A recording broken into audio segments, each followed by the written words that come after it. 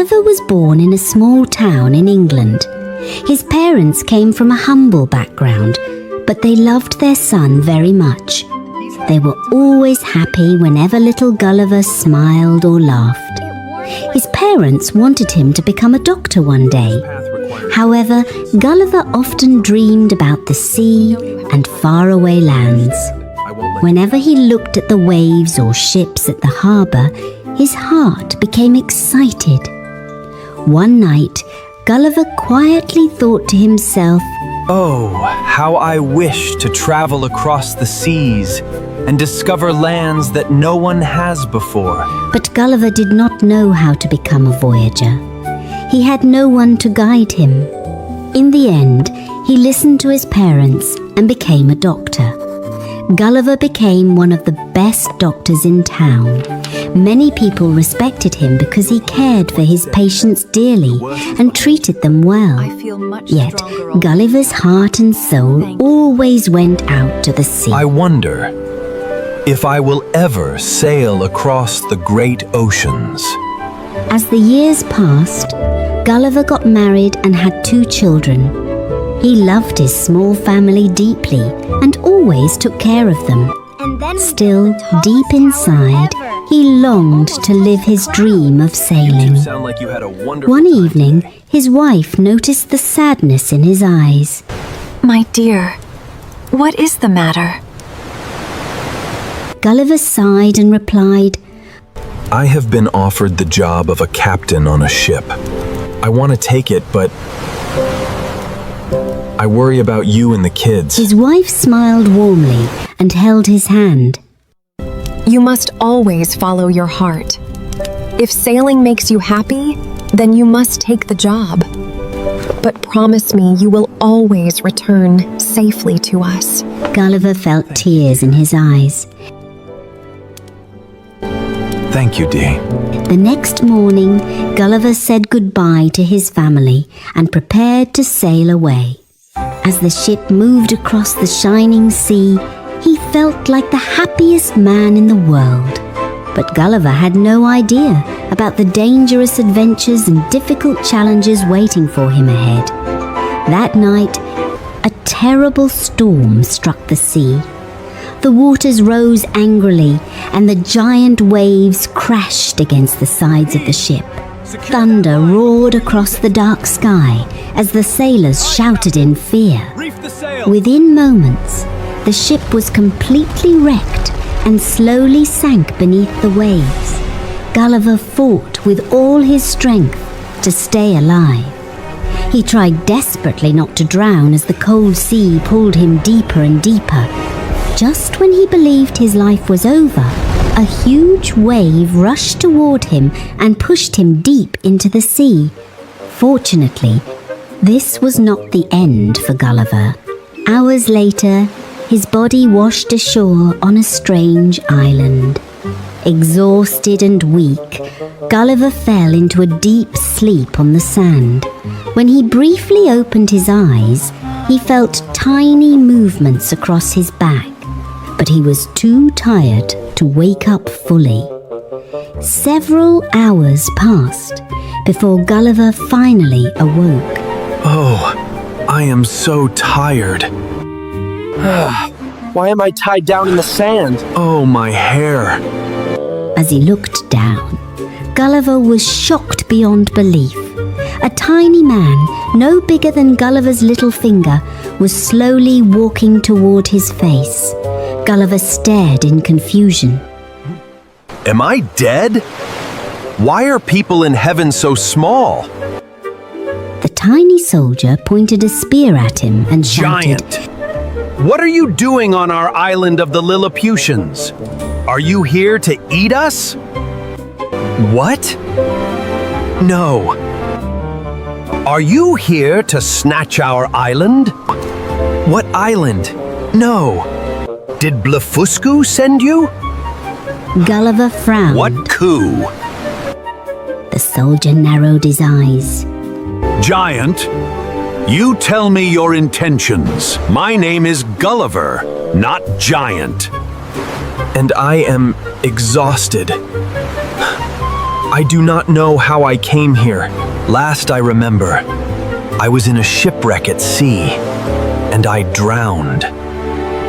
The soldier carefully studied Gulliver's face. He could tell the giant man was not lying. The soldier walked toward another guard and whispered, We will take giant Gulliver into the city and let the king decide his fate. Soon, 300 horses were brought to pull a massive carriage built by the Lilliputians. As Gulliver was carried through the city, he could hardly believe his eyes. This truly was the island of the Lilliputians. Look at The people stared at him with shock, curiosity, and fear. Children climbed onto rooftops just to catch a glimpse of the giant stranger. At the royal palace, a soldier bowed before the king. Your Highness, this man says he means no harm to us. In fact, he says his ship was wrecked by the mighty waters and that now he is lost. The king frowned nervously. We cannot simply trust him. He is a threat to us. What if Blefuscu has sent him to eat us all? Your Highness, he does not know Blefuscu. He called it coup. The king turned toward his advisor. Tell me, Redressel, do you think we should trust him? Redressel looked thoughtfully at Gulliver. He looks scared and confused, Your Highness. And he is our guest, after all. We must give him an opportunity to prove himself. The king slowly walked closer to Gulliver. Even he was cautious of the giant man and his enormous face. He must be the king. I must be polite to him. Gulliver bowed his head as carefully My as he highest could. regards from England to your Highness. My name is Gulliver. I have visited many islands, but surely your kingdom is the most beautiful land I have ever seen. The king smiled proudly. It is the island of the Lilliputians. We may be small to Giant Gulliver, but we are all mighty warriors. The citizens cheered loudly when they heard their king speak. Gulliver nodded respectfully. I certainly do not doubt that, Your Highness. For mighty warriors also have big hearts. I hope this kingdom of big hearts will give me a chance to prove my loyalty to those who have taken me as their guest. The king thought carefully. The city is watching. I must not make any hurried decisions. Finally, the king He announced, is our guest, and so he shall be treated with respect. But for the safety of Lilliput, shackles shall restrict Gulliver's movements until we learn more about the strange land he comes from. The crowd cheered in agreement, and Gulliver felt relieved. Gulliver was taken to stay in a broken temple not far from the city. It was the only building large enough for him. One heavy shackle was attached to his right foot, so his movements could be controlled. The Lilliputians took very good care of their giant guest. Every day, long processions of people brought small carriages filled with food for Gulliver. They even gifted him new clothes by stitching many pieces of fabric together. Groups of Lilliputians often gathered around Gulliver to speak with him. Gulliver told them many interesting stories about England and the seas, making them laugh happily. Sometimes he gently picked people up in his palm and showed them the beautiful view of the city from high above. The people slowly began to trust and admire him. One day, a special event was taking place in the city square. Gulliver noticed several Lilliputians carefully walking on a tightrope tied high above the ground. They looked frightened as they tried to keep their balance. Confused, Gulliver asked the king, Your Highness, what is going on? The king proudly replied, We Lilliputians are brave and courageous. What you are seeing is a test of courage and loyalty. The one who passes this test shall become the head of defense. Gulliver looked worried. Your Highness, this seems dangerous. The rope is tied very high. What if they fall? They could badly hurt themselves or even lose their lives. Is proving loyalty more important than their lives? The king But crossed his Lilliputians arms. are brave and proud. We have no other way to test their courage. Gulliver thought quietly for a moment. Then he turned toward Redressel. Could you please bring me some rope? Redressel smiled with relief. He had never liked the dangerous sport either. Soon, Gulliver carefully cut the rope into many pieces and tied them together. He created a large safety net and placed it beneath the tight rope. There you have it! Now the Lilliputians can take part in this sport without risking their lives, and the kingdom can still choose its head of defense. The crowd cheered loudly at Gulliver's invention. As a reward, the king ordered Gulliver's shackles to be removed. Gulliver was finally free to roam across the island, and he felt happier than ever. As time passed, Gulliver completely won over the hearts of the Lilliputians. The king now discussed important matters with him, and Gulliver learned about the rival island of Blefuscu. Blefuscu and Lilliput had been enemies for many years. Gulliver listened to all the stories with great interest. One morning, Gulliver was urgently summoned to the palace. Gulliver, you must help us. Blefuscu is attacking us right now.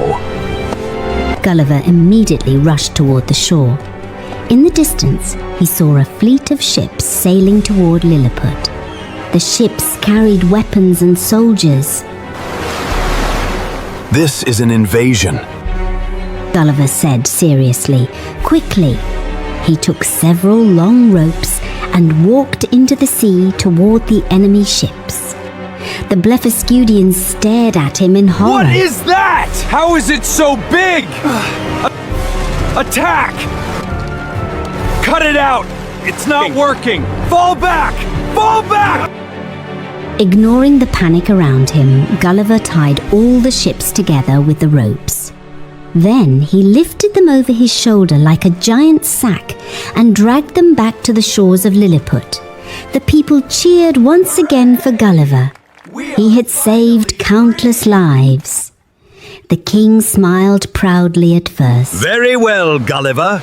But why do you stop? Bring all the ships of Blefuscu here, so that they will never again have an army to fight against us in the future. Gulliver respectfully bowed Forgive his me, Your head. Highness, but that would not be fair. Blefuscu still needs an army to protect itself from other enemies. I only brought the ships that were part of the battle. The rest remain on the Blefuscudian shore. I cannot drag them here. The king's face slowly darkened with anger. He was deeply displeased that Gulliver had refused to obey his command. A few days later, Redressel secretly came to visit Gulliver late at night. Gulliver, listen to me. Redressel whispered urgently. Hello, Redressel. Why are you whispering? No one must know I was here. I have come to give you a very important message. I heard the king speaking with his council. They are not happy with you But why? because you disobeyed the king's orders by not dragging all the ships out of Blefuscu. Listen, Gulliver, you must leave Lilliput immediately. This island is no longer safe for you. But where will I go? Blefuscu, maybe. I heard the commander of one of the captured ships. He said he would write to the king of Blefuscu, praising your morality. You can ask them to build a boat for your safe return. They are still our enemies, but you are my friend, and I am worried for you. Gulliver smiled sadly. Thank you, Redressal. I must leave immediately then. I will always remember you, my little friend. Redressal's eyes became emotional. I will remember you too, gentle giant Gulliver. That very night, Gulliver quietly left Lilliput and walked through the waist-deep waters toward Blefuscu. Soon, he reached the shores of the island. To his surprise, the king of Blefuscu was already standing there with his entire army. They have seen me approaching the island. But why are they not attacking me? Gulliver carefully Your Highness, I am not here to fight. I am Gulliver, and I have come to ask for your help. The king smiled warmly. Of course, you saved our ships and our people. I must thank you, Gulliver. I hope I may call you that. At your service, Your Highness. The king turned to Make his arrangements soldiers. for Gulliver's stay. The next morning, Gulliver was standing near the shores of Blefuscu when he suddenly noticed something floating far away on the water. Is that a boat? He exclaimed. He quickly informed the king. At once, the king ordered his commander to send at least a dozen ships to drag the floating boat back to shore. After the boat was brought in, the king promised to help Gulliver rebuild it. My men shall help you repair the boat. You will have everything you need. Gulliver felt overjoyed. At last, he could return home and see his family again. It took an entire week to rebuild the boat. When it was finally complete, it was large and strong enough for Gulliver's long journey home. The Blefuscudians filled the boat with fresh water, fruits, and cattle for the voyage. Before leaving, Gulliver bowed deeply before the king. I will never forget your humility, Your Highness. You are a mighty young man, Gulliver. We shall never forget you either. Bon voyage, my friend. Gulliver waved goodbye to the Blefuscudians as his boat slowly sailed away across the sea.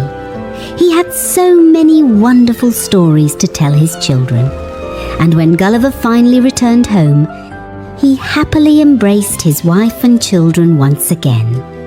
It had truly been an unforgettable adventure.